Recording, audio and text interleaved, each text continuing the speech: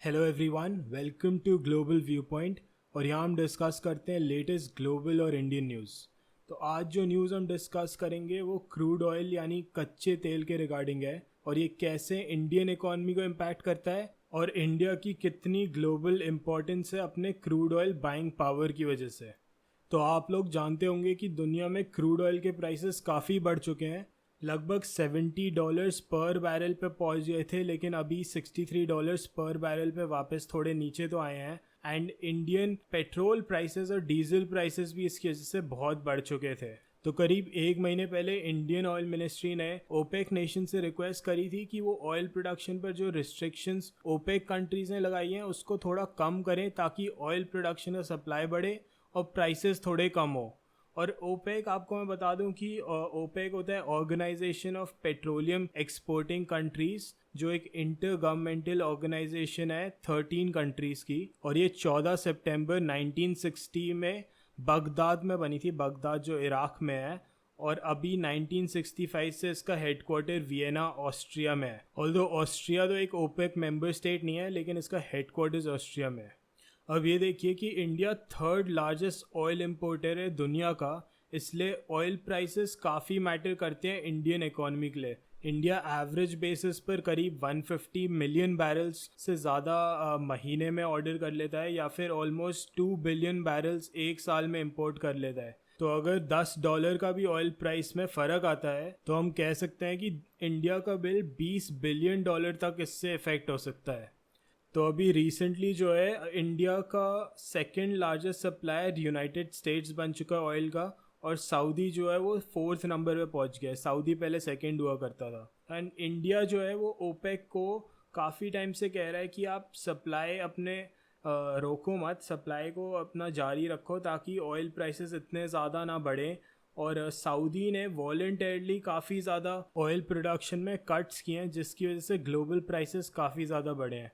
और अभी इंडिया जो है थर्ड लार्जेस्ट इम्पोर्टर तो है दुनिया का, और 84% ऑफ क्रूड ऑयल नीड्स जो है इंडिया के वो मिडिल ईस्ट से आते हैं। तो इंडियन गवर्नमेंट ने अपने रिफाइनर से कहा था कि अपना सारा ऑयल जो है वो मिडल ईस्ट से ना खरीदें, थोड़ा डाइवर्सिफाई करें।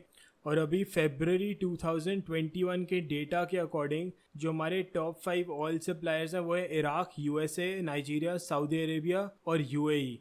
अभी इंडिया के जो स्टेट रिफाइनर्स हैं वो 60% इंडिया के जो रिफाइनिंग कैपेसिटी है उसको कंट्रोल करते हैं, यानी 5 मिलियन बैरल्स पर डे की जो टोटल रिफाइनिंग कैपेसिटी है उसमें से 60% जो है Indian state refiners, Indian oil corporation, BPCL, HPCL, Mangalore refinery and petrochemicals limited, ये सब 60% इंडिया की रिफाइनिंग कैपेसिटी कंट्रोल करते हैं।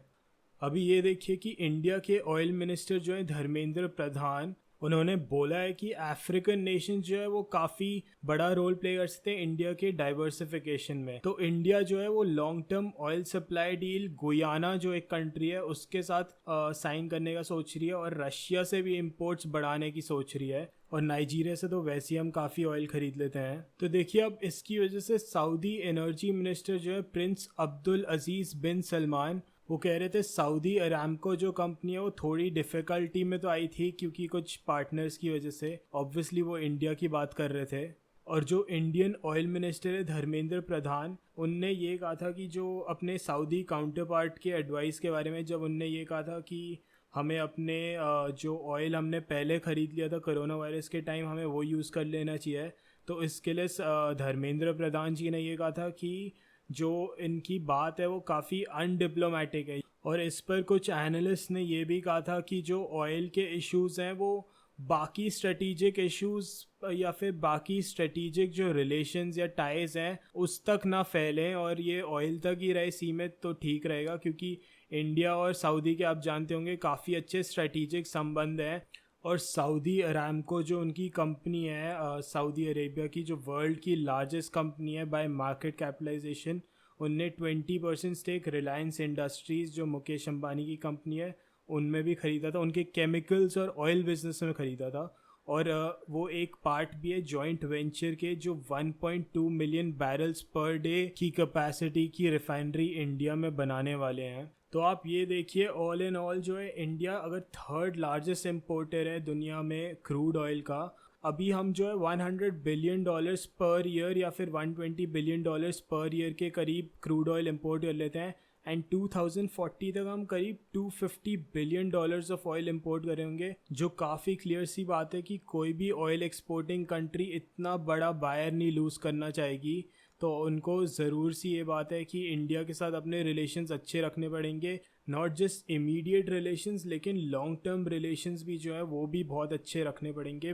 तो आप लोग को क्या लगता है इसके बारे में, कमेंट सेक्शन में मुझे बताइए और लाइक एंड सब्सक्राइब ज़रूर करिए इस वीडियो को। Thank you so much.